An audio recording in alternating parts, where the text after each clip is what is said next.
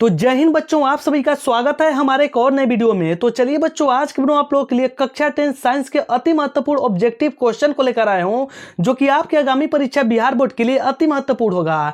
और प्यारे बच्चों, जितने भी क्वेश्चन है आप लोग के एग्जाम की दृष्टि से अति महत्वपूर्ण है। यहाँ से क्वेश्चन बहुत ज्यादा आप लोग के एग्जाम में आने वाले हैं, इसलिए इस वीडियो को बिल्कुल ध्यान से देखिएगा। तो चलिए प्यारे बच्चों, बिना विलंब के वीडियो को स्टार्ट करते हैं। तो यहाँ पर देखिए प्यारे बच्चों, जो हमारा पहला प्रश्न दिया हुआ है कि अपमार्जक से बनाए जाते हैं। कहने का मतलब कि प्यारे बच्चों, अपमार्जक से क्या बनाए जाते हैं। तो देखिए अपमार्जक से यहाँ पर सर्फ एक्सल भी बनाए जाते हैं, शैम्पू भी बनाए जाते हैं, इजी सर्फ भी बनाए जाते हैं। यानी कि उपरोक्त सभी इसके राइट आंसर हो जाएंगे, यानी कि ऑप्शन नंबर डी यहाँ पर राइट आंसर हो जाएगा।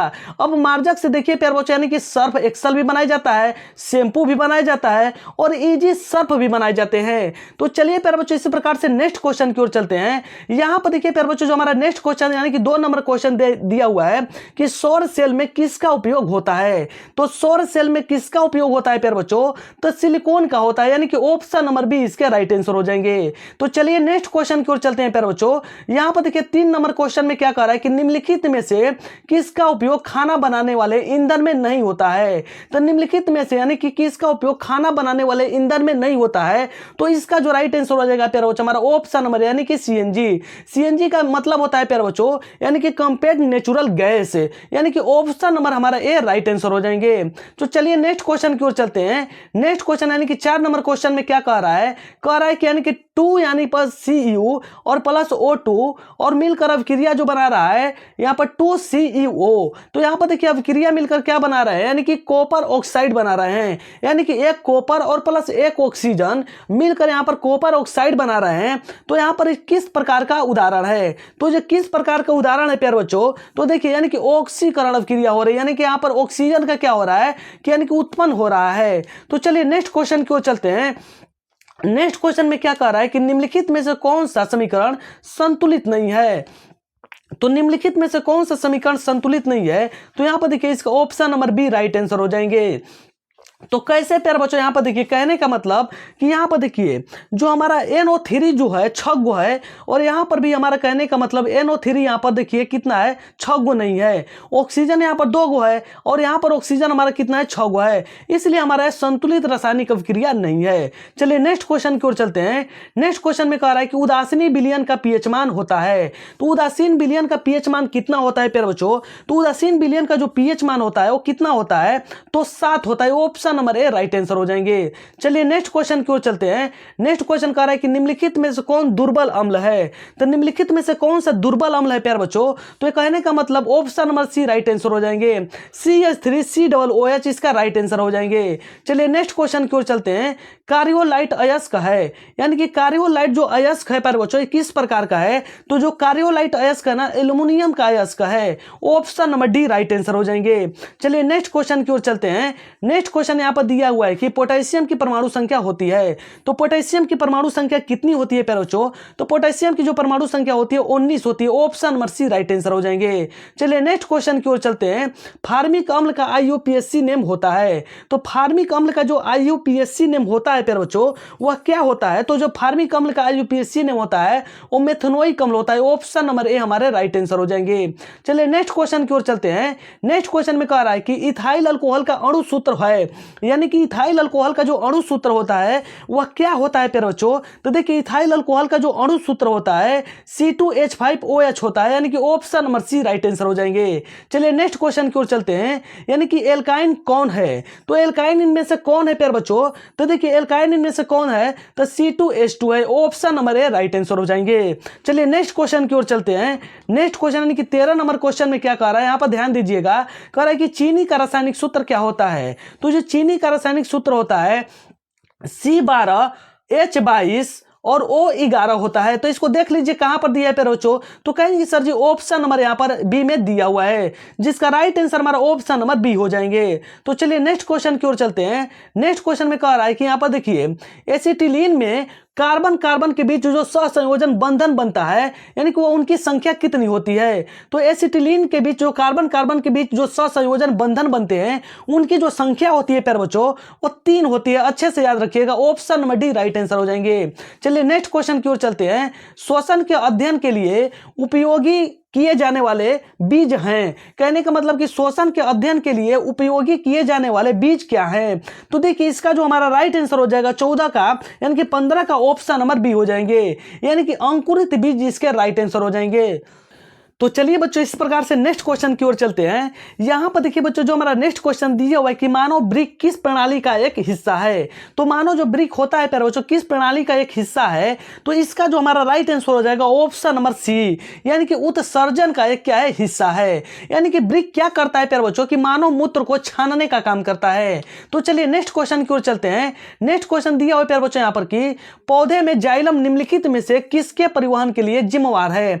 तो पौधों में जाइलम यानी कि कौन सा काम करता है? तो देखिए यानी कि पौधों में जो जाइलम का काम होता है वो किस प्रकार का अपना काम करता है? तो जो काम करता है ना पानी को यानी कि विभिन्न हिस्सों में यानी कि पौधे के विभिन्न हिस्सों में पहुंचाने का काम करता है। चलिए नेक्स्ट क्वेश्चन की ओर चलते हैं। श्वसन के दौरान कौन सी गैस निकलती है? यानी कि श्वसन के दौरान कौन सी गैस निकलती है प्यारे बच्चों? तो देखिए श्वसन के दौरान कि जब हम सांस लेते हैं तो यानी कि जब छोड़ते हैं तो कौन सी गैस निकलती है? तो कार्बन डाइऑक्साइड होता है, जिसका option number A right answer हो जाएंगे।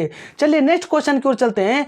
फलों के पकने को निम्नलिखित में से किससे को यानी कि किससे नियंत्रित किया जाता है? कि फलों के पकने को निम्न में से किससे नियंत्रित यानी कि किया जाता है प्यारे बच्चों? तो इसका जो राइट आंसर हो जाएगा हमारा 19 का ऑप्शन नंबर सी हो जाएगा। इसका राइट आंसर होता है एथिलीन, यानी कि एथिलीन से क्या होता है पौधों को यानी कि पकने से नियंत्रित किया जाता है। चलिए नेक्स्ट क्वेश्चन की ओर चलते हैं।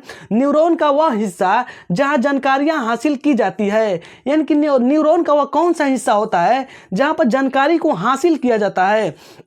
तो इसके जो राइट आंसर हो जाएगा हमारा ऑप्शन नंबर कौन से सही हो जाएंगे? यानी कि हेट्राइड हो जाएगा राइट आंसर। तो चलिए नेक्स्ट क्वेश्चन की ओर चलते हैं। नेक्स्ट क्वेश्चन में क्या कह रहा है कि निम्नलिखित में से कौन आपातकाल का हार्मोन है? तो निम्नलिखित में से कौन सा आपातकाल का हार्मोन है प्यारे बच्चों? तो देखिए निम्नलिखित में से कौन सा आपातकाल का हार्मोन है? तो यानी कि इसका राइट आंसर हो जाएगा हमारा ऑप्शन नंबर ए, यानी कि एड्रेनालिन। तो चलिए प्यारे बच्चों नेक्स्ट क्वेश्चन की ओर चलते हैं। नेक्स्ट क्वेश्चन क्या कह रहा है कि निम्नलिखित में से कौन सी अनैच्छिक क्रिया नहीं है? तो निम्नलिखित में से कौन है कि अनैच्छिक क्रिया नहीं है प्यारे बच्चों? तो इसके जो राइट आंसर हो जाएंगे ऑप्शन नंबर डी, यानी कि ऑप्शन नंबर डी में क्या दिया है चबाना, यानी कि चबाना है कि अनैच्छिक क्रिया नहीं है। चलिए नेक्स्ट क्वेश्चन की ओर चलते हैं। नेक्स्ट क्वेश्चन में कह रहा है कि मानव में गर्भ की अवधि कितनी होती है? तो मानव में जो गर्भ की अवधि होती है प्यारे बच्चों वो कितने दिनों की होती है? तो जो कितने दिनों की होती है तो उसका जो समय होता है प्यारे बच्चों यानी कि 270 दिनों की होती है, जिसका राइट आंसर हमारा ऑप्शन नंबर ए हो जाएंगे। चलिए नेक्स्ट क्वेश्चन की ओर चलते हैं। गंगा एक्शन प्लान कब शुरू हुआ था? यानी कि गंगा एक्शन प्लान कब शुरू हुआ था प्यारे बच्चों? तो इसका जो सन था 1985 ईस्वी में हुआ था, यानी कि ऑप्शन नंबर बी इसके राइट आंसर हो जाएंगे। तो चलिए नेक्स्ट क्वेश्चन की ओर चलते हैं। नेक्स्ट क्वेश्चन में कह रहा है कि मुकुलन द्वारा यानी कि अलैंगिक जनन निम्नलिखित में से किसमें होता है? तो किसमें होता है मुकुलन द्वारा अलैंगिक जनन किसमें होता है प्यारे बच्चों? तो इसके जो राइट आंसर हो जाएंगे हमारा ऑप्शन नंबर ए, यानी कि ईस्ट में होता है। चलिए नेक्स्ट क्वेश्चन की ओर चलते हैं। नेक्स्ट क्वेश्चन में कह रहा है कि निम्नलिखित में से कौन सी बीमारी श्वसन तंत्र से संबंधित है? तो निम्नलिखित में से कौन सी बीमारी श्वसन तंत्र से संबंधित है प्यारे बच्चों? तो इसके जो राइट आंसर हो जाएगा हमारा ऑप्शन नंबर बी, यानी कि टीबी। टीबी क्या है? श्वसन तंत्र से संबंधित है प्यारे बच्चों, अच्छे से याद रखिएगा। चलिए नेक्स्ट क्वेश्चन की ओर चलते हैं। नेक्स्ट क्वेश्चन दिया हुआ है यहाँ पर कि मनुष्य और अन्य मांसाहारी जीव निम्नलिखित में से किसका पाचन नहीं कर पाते हैं? तो मनुष्य और अन्य मांसाहारी जो जीव होते हैं निम्नलिखित में से किसका पाचन नहीं कर पाते हैं? तो यानी कि किसका, यानी कि सेलुलोज का पाचन नहीं कर पाते हैं। ऑप्शन नंबर क्या हो जाएंगे? बी राइट आंसर हो जाएंगे। चलिए नेक्स्ट क्वेश्चन की ओर चलते हैं। ब्रेन हेमरेज का मुख्य कारण क्या है? तो ब्रेन हेमरेज का जो मुख्य कारण है प्यारे बच्चों वो क्या है? तो हाइपर यानी कि हाइपर टेंशन है, जिसका राइट आंसर हमारा ऑप्शन नंबर क्या हो जाएंगे? सी हो जाएंगे। तो हाइपर टेंशन के कारण क्या होता है? ब्रेन हेमरेज होते हैं। चलिए नेक्स्ट क्वेश्चन की ओर चलते हैं। नेक्स्ट क्वेश्चन में क्या कह रहा है कि निम्नलिखित में से परजीवी पादप का उदाहरण है। निम्नलिखित में से परजीवी पादप का जो उदाहरण है क्या है प्यारे बच्चों? तो इसके जो राइट आंसर हो जाएंगे हमारा ऑप्शन नंबर बी, यानी कि कष्टकुदा, यानी कि कष्टकुदा यानी कि क्या है कि यानी कि परजीवी पादप का एक उदाहरण है। चलिए नेक्स्ट क्वेश्चन की ओर चलते हैं। नेक्स्ट क्वेश्चन में कह रहा है कि हृदय से रक्त को संपूर्ण शरीर में पंप किया जाता है, यानी कि हृदय से जो रक्त का संपूर्ण पंप किया जाता है वो किसके द्वारा किया जाता है प्यारे बच्चों? तो देखिए किसके द्वारा किया जाता है? तो वो किया जाता है यानी कि अलिंद द्वारा किया जाता है। अलिंदों का जो कार्य होता है कि रक्त जो होता है वो शरीर के विभिन्न अंगों में क्या करना, पंपिंग कर करके उसको विभिन्न अंगों में क्या करना, पहुंचाना। चलिए नेक्स्ट क्वेश्चन की ओर चलते हैं। यानी कि हाइड्रा में अलैंगिक जनन की विधि है, तो हाइड्रा में अलैंगिक जनन की जो विधि होती है वो किसके द्वारा होती है प्यारे बच्चों, तो मुकुलन के द्वारा होती है। ऑप्शन नंबर क्या हो जाएंगे, राइट आंसर हो जाएंगे। चलिए नेक्स्ट क्वेश्चन की ओर चलते हैं। जनन संचारित रोग है, यानी कि जनन संचारित रोग किस प्रकार का रोग है प्यारे बच्चों, तो इसका जो राइट आंसर हो जाएगा हमारा ऑप्शन नंबर क्या हो जाएंगे, डी। तो ऑप्शन नंबर डी में क्या दिया हुआ है, चलिए यहां पर देखते हैं। तो ऑप्शन नंबर डी में दिया हुआ है, कहने का मतलब कि यानी कि सिफिलिस भी है, एड्स भी है और गोनोरिया भी है। तो इन तीनों रोग क्या होते हैं कि जनन यानी कि संचारित रोग के उदाहरण है। चलिए नेक्स्ट क्वेश्चन की ओर चलते हैं। नेक्स्ट क्वेश्चन दिया है कि पुष्प का सबसे बाहरी भाग कौन सा होता है, तो पुष्प का सबसे बाहरी भाग कौन सा होता है प्यारे बच्चों, जिसको हम लोग किस नाम से जानते हैं, तो उसको हम लोग जानते हैं बाह्य यानी कि दल पुंज के नाम से जानते हैं। ऑप्शन नंबर क्या हो जाएगा, राइट आंसर हो जाएगा। यानी कि पुष्प का जो बाहरी भाग होता है यानी कि बाह्य यानी कि दल पुंज होता है, अच्छे से याद रखिएगा। तो चलिए बच्चों इस प्रकार से नेक्स्ट क्वेश्चन की ओर चलते हैं। यहां पर देखिए बच्चों, जो हमारा नेक्स्ट क्वेश्चन दिया है कि ब्लड समूह ए में कौन सी एंटीबॉडी होता है, तो इसके जो राइट आंसर हो जाएगा ऑप्शन नंबर यानी कि सी, यानी कि बी ग्रुप के होते हैं। चलिए नेक्स्ट क्वेश्चन दिया हुआ है। नेक्स्ट क्वेश्चन में क्या कह रहा है प्यारे बच्चों कि रक्त में ग्लूकोज की मात्रा निम्नलिखित में से कौन नहीं नियंत्रित करता है, तो रक्त में जो ग्लूकोज की मात्रा निम्नलिखित में से कौन नहीं नियंत्रित करता है प्यारे बच्चों, तो इसके जो राइट आंसर हो जाएंगे ऑप्शन नंबर यानी कि इंसुलिन नहीं करता है। तो चलिए नेक्स्ट क्वेश्चन की ओर चलते हैं। पादप यानी कि वृद्धि हार्मोन जो होता है वो कहां पर पाया जाता है, तो कहां पर पाया जाता है प्यारे बच्चों, तो जिबरेलिन में पाया जाता है, जिसका राइट आंसर हमारा ऑप्शन नंबर ए हो जाएंगे। तो चलिए नेक्स्ट क्वेश्चन की ओर चलते हैं। नेक्स्ट क्वेश्चन दिया है कि हार्मोन यानी कि स्रावित होता है, तो हार्मोन कहां पर स्रावित होता है प्यारे बच्चों, तो देखिए हार्मोन जो स्रावित होता है ना, अंत यानी कि अंत स्रावित ग्रंथि से होता है। Option number A right answer हो जाएंगे। चलिए नेक्स्ट क्वेश्चन की ओर चलते हैं। मनुष्य के मुख गुहा में कितने जोड़े लार ग्रंथियां पाई जाती हैं, तो मनुष्य के जो मुख गुहा में जो लार की ग्रंथियां पाई जाती है वो ग्रंथियों की संख्या कितनी होती है प्यारे बच्चों, तो 3 होती है, अच्छे से याद रखिएगा। चलिए नेक्स्ट क्वेश्चन की ओर चलते हैं। यानी कि एंड्रोजेम क्या है, एंड्रोजेम क्या है प्यारे बच्चों, तो इसका जो राइट आंसर हो जाएगा ऑप्शन नंबर ए यानी कि मेल हार्मोन है। यानी कि मेल हार्मोन क्या है, यानी कि जो मेल हार्मोन में यानी कि अंतर्गत एंड्रोजेन पाए जाते हैं। तो चलिए नेक्स्ट क्वेश्चन की ओर चलते हैं। यानी कि मटर को अपने प्रयोग के लिए किसने चुना, तो मटर को अपने प्रयोग के लिए किसने चुना था प्यारे बच्चों, तो मेंडल ने चुना था। यानी कि किसके लिए, तो आवर्त सारणी जब बना रहे थे तो उसी समय मटर का यानी कि सहारा मेंडल ने लिए थे। तो प्यारे बच्चों इस वीडियो में आप लोगों को 40 मोस्ट इंपोर्टेंट ऑब्जेक्टिव करा चुका हूं। यदि आप लोग को वीडियो पसंद आई है तो वीडियो को लाइक कीजिएगा, चैनल को सब्सक्राइब कीजिएगा और इस वीडियो को अपने दोस्तों के पास शेयर जरूर कीजिएगा।